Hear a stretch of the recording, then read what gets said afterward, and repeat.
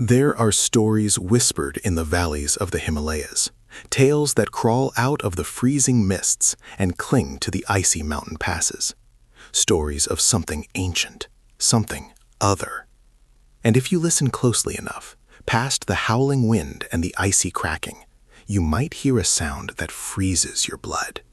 A guttural, primal sound that doesn't belong to any known creature. Imagine the horror of a lone climber, caught in a whiteout, feeling the distinct impression of being watched.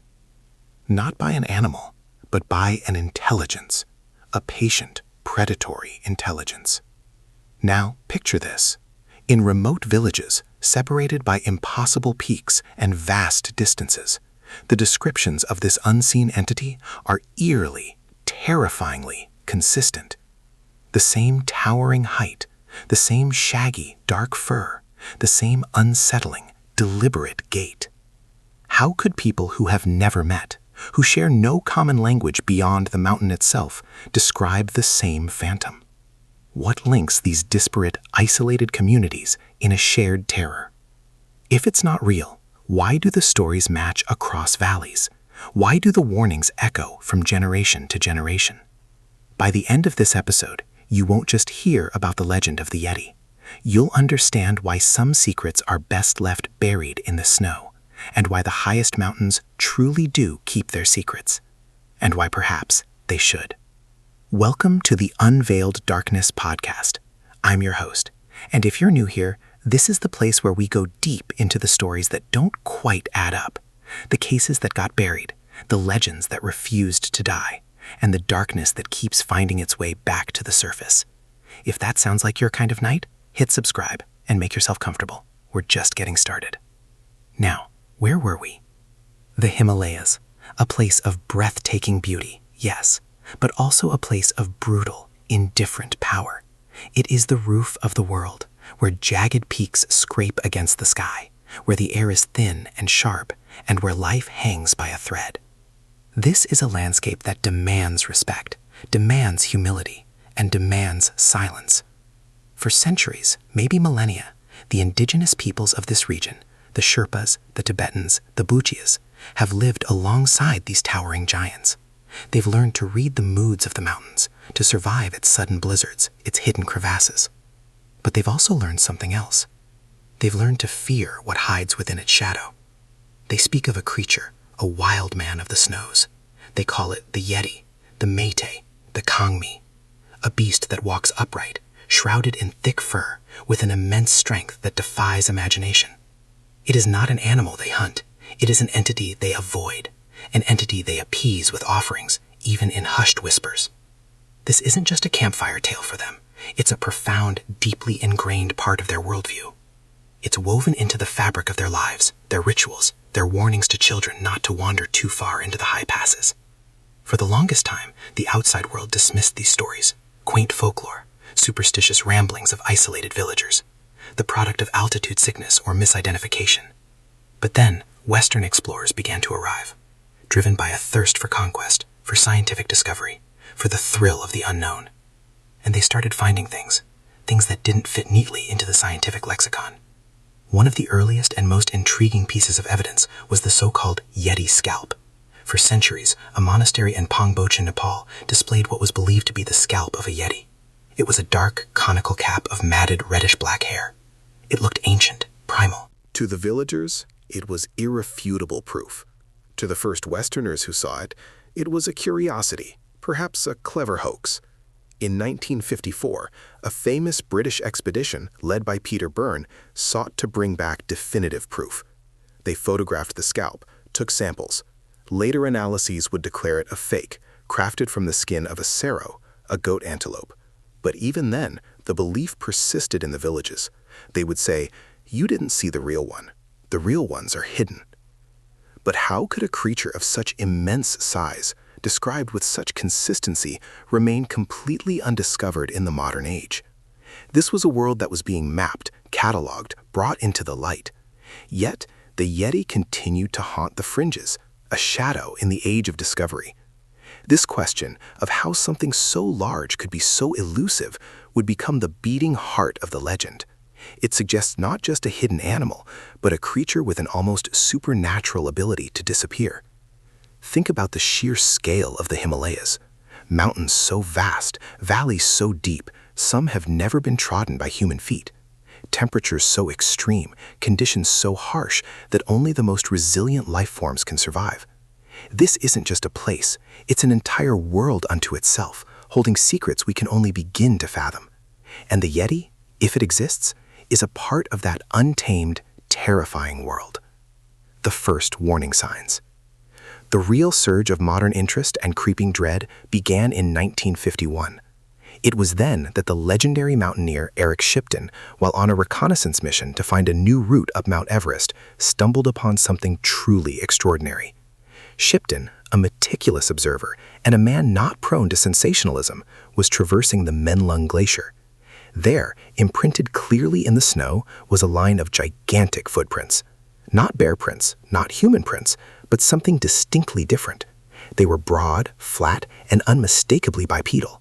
These weren't impressions left by a sliding rock or melted ice. These were deliberate steps, clear and defined, stretching for many yards across the pristine snow. Shipton, with his ice axe next to one for scale, took photographs that would electrify the world. The prints were enormous, around 13 inches long and 8 inches wide. What was most chilling about them wasn't just their size, but their anatomical features, a distinct thumb-like toe, unlike any known primate in the region.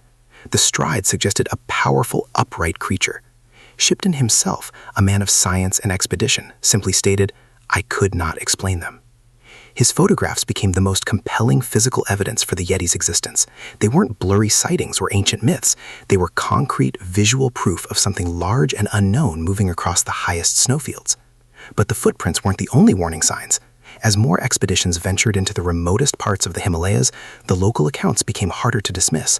Sherpa guides, renowned for their bravery and knowledge of the mountains, would sometimes refuse to proceed beyond a certain point.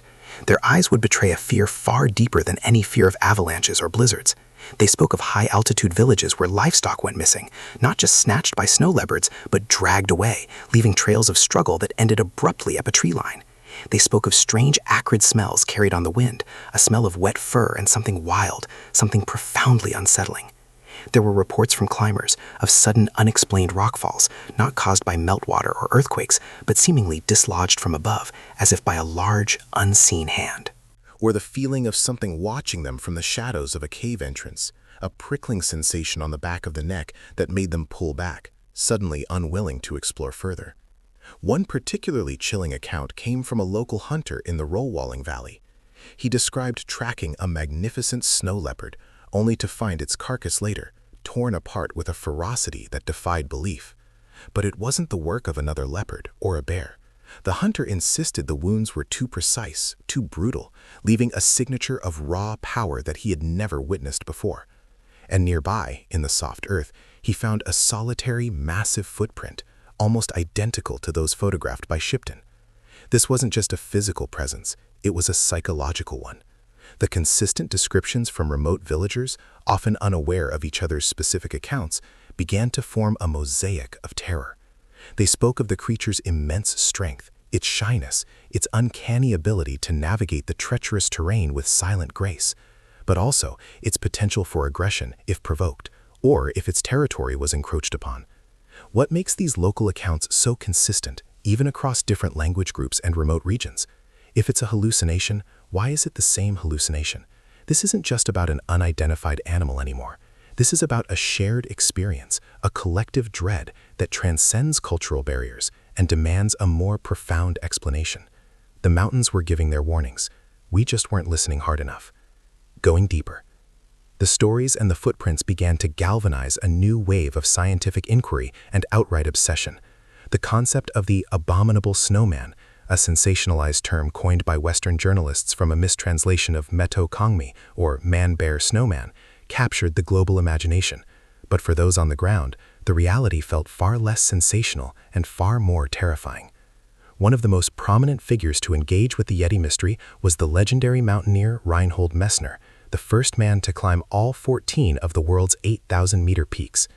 Messner initially believed the Yeti was simply the Tibetan blue bear, a rare subspecies of brown bear. He was a skeptic, a man of logic and extreme practicality in the face of nature's harshest challenges. But then, Messner had his own encounter. In 1986, while trekking solo in eastern Tibet, he saw it, a large, dark shape moving upright in the twilight. He described it as a bipedal creature, much larger and distinct from any bear he knew. The experience shook him to his core, forcing him to reconsider everything he thought he knew. He spoke of its immense size, its powerful build, its unnerving presence. He was convinced it was not a bear. He later wrote a book, My Quest for the Yeti, detailing his shifting perspective from skeptic to reluctant believer. This wasn't just some tourist or a local villager. This was Reinhold Messner, a man who had faced death countless times in the world's most extreme environments, a man whose judgment was honed by decades of survival. His account added a chilling layer of credibility to the legend. Yet every time researchers brought back samples, hair, scat, bone fragments, the results were consistently disappointing. DNA analysis, when it finally became sophisticated enough, pointed to known animals: bear, wolf, human, horse. Nothing definitively Yeti. This constant cycle of hope and scientific debunking further shrouded the creature in mystery. It fed the skeptics, but it also fueled a darker theory among believers, that the Yeti was too smart, too elusive to leave behind conclusive evidence, or perhaps that its nature was simply beyond our current scientific understanding. This leads us to a crucial question. If it's always a known animal, if every piece of physical evidence eventually points back to a mundane explanation, why do the local stories insist it's something different, something more? Why does the specific, chilling description of a bipedal ape-like creature persist when bears don't consistently walk upright for long distances and certainly don't leave the kind of footprints shipped and photographed? Are you still with me, deep in these mountains, listening to the whispers of the wind? Because the story only gets colder and the shadows grow longer. The psychological toll of believing in such a creature cannot be underestimated.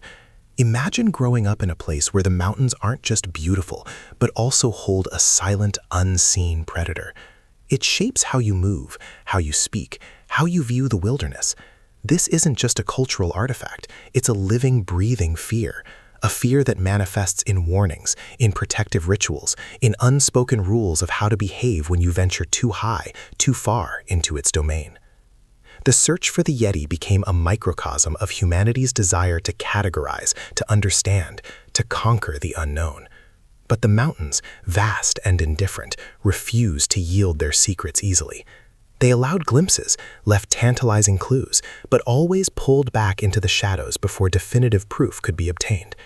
It was as if the creature itself was playing a cruel, protracted game of hide-and-seek, ensuring that its legend would never truly die, even as its existence was perpetually questioned. The darkening. As the 20th century wore on, the encounters didn't stop. If anything, they became more unsettling, more sinister. The narrative shifted from mere sightings and footprints to something far more harrowing: disappearances.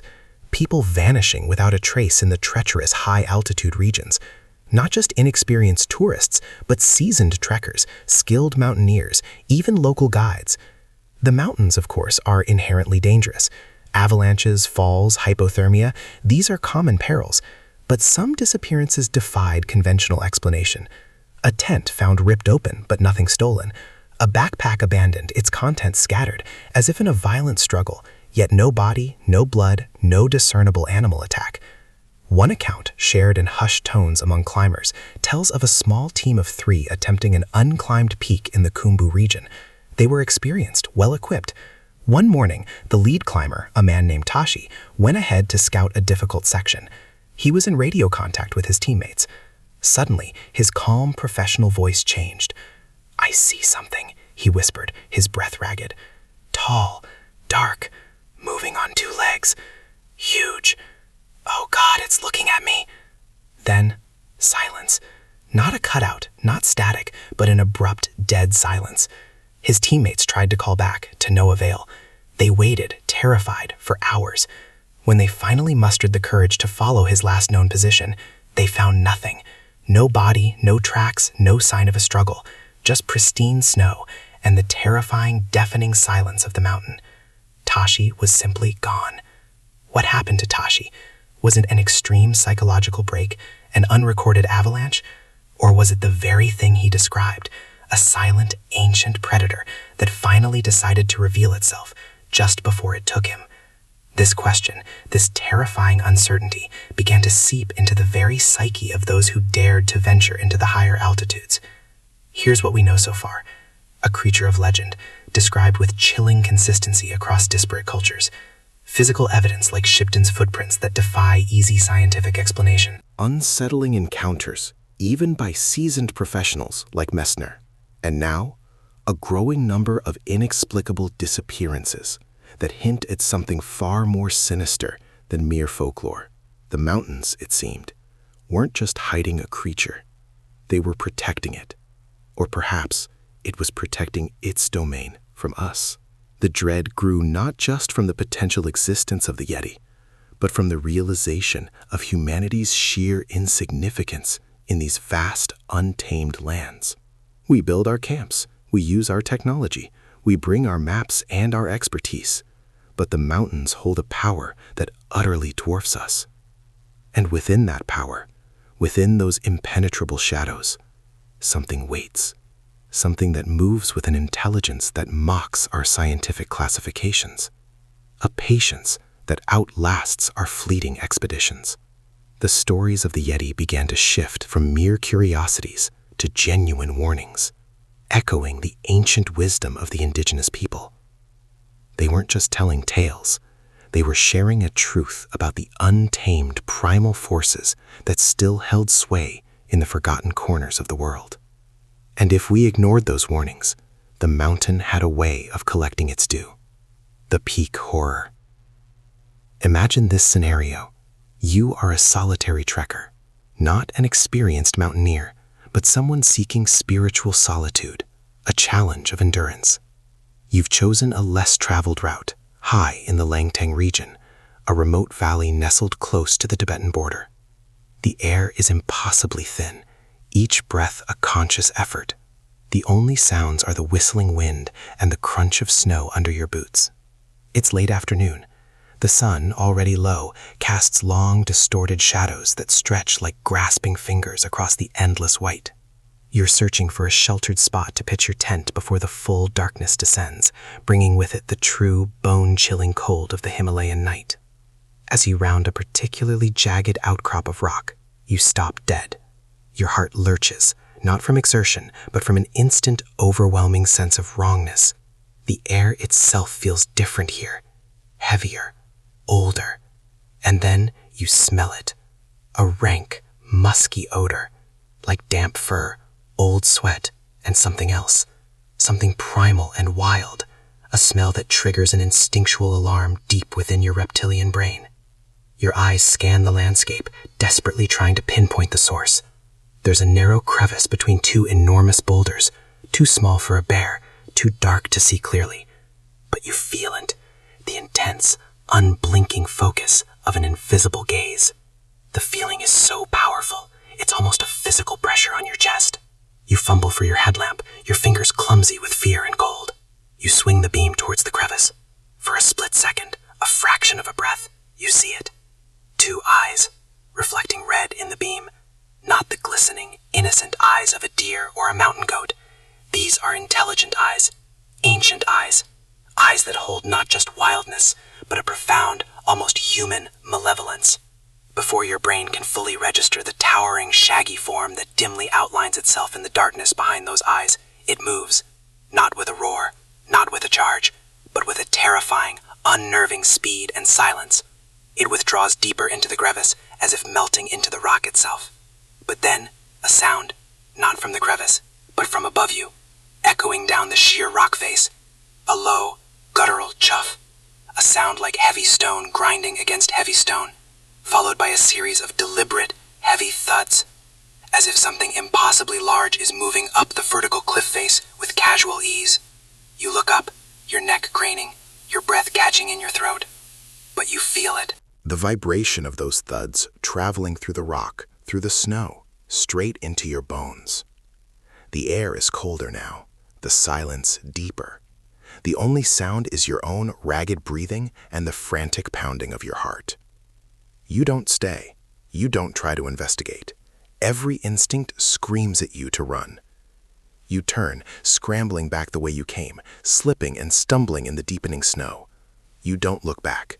The image of those eyes, the feeling of that stare, the sound of those impossible footsteps ascending the cliff, they brand themselves onto your memory, a permanent scar. You run until your lungs burn, until your legs give out, until you collapse, gasping in the relative safety of a small, deserted shepherd's hut. You spend the night there, huddled, freezing, listening to every creak of the wood, every whistle of the wind, convinced that it is still out there, circling, waiting. What was it? The cold, the altitude, exhaustion, the mind playing tricks? Perhaps.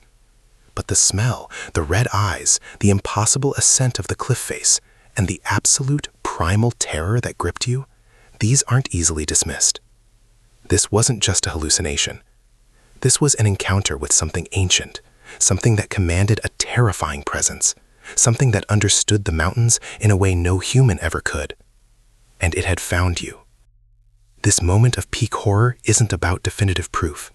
It's about the visceral, undeniable experience of encountering something utterly beyond our comprehension, something that shatters the comfortable illusion of our control over the natural world. What ancient force could command such a terrifying presence and remain hidden for centuries, silently watching from the highest peaks? The question lingers, a cold whisper in the desolate mountain air. Aftermath, what remains? The immediate aftermath of such an encounter is often a cocktail of disbelief, trauma, and a desperate need to rationalize. For the hypothetical trekker, the experience would lead to sleepless nights, an aversion to high places, and a profound, lingering sense of being watched. They might tell their story, only to be met with skepticism, pity, or even ridicule. The psychological scars, however, are real. For those who have lived among the mountains their entire lives, the Yeti isn't a phenomenon to be debated. It's a fact of their harsh existence. They don't need evidence from Western scientists. Their proof is in the warnings passed down through generations, in the specific rituals to avoid provoking it, in the deep-seated fear that accompanies any journey into the highest, loneliest passes. They understand something we often forget, that the world is vast, and our knowledge is infinitesimally small, that there are places and perhaps creatures that exist beyond the neat categories of our science. Mainstream science, of course, continues to dismiss the Yeti as a myth.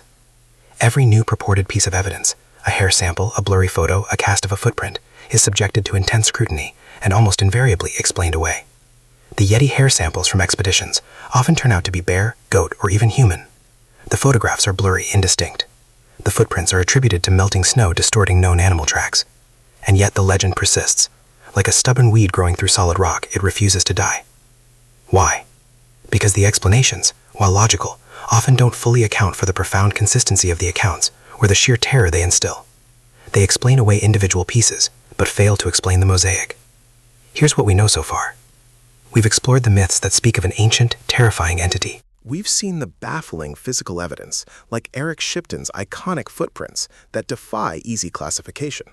We've heard of unsettling encounters from seasoned explorers like Reinhold Messner, who found their skepticism shattered by a glimpse of the unknown. And we've touched on the truly horrifying disappearances that hint at a predator far more cunning and elusive than any known animal. What truly remains when the snow melts and the witnesses return, often changed forever? It's not just the absence of definitive proof, but the presence of an enduring mystery. The lingering question, the chill that runs down your spine when you hear a strange sound outside on a quiet night, or when you look at a photograph of the towering, impassive Himalayas. It's the feeling that we are not alone in this world, and that some beings are perfectly content to let us believe we are.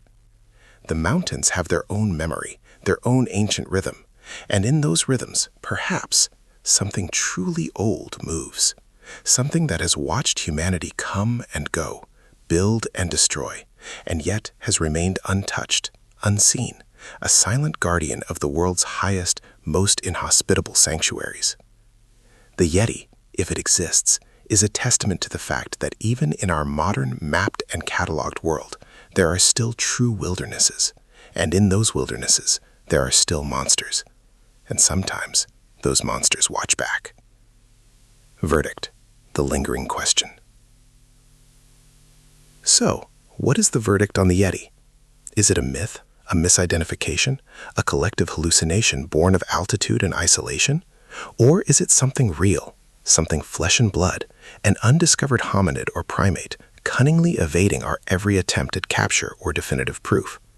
Scientifically, the evidence for a living, breathing yeti remains inconclusive. Every hair sample eventually points to a known animal. Every blurry photograph is deconstructed and explained away.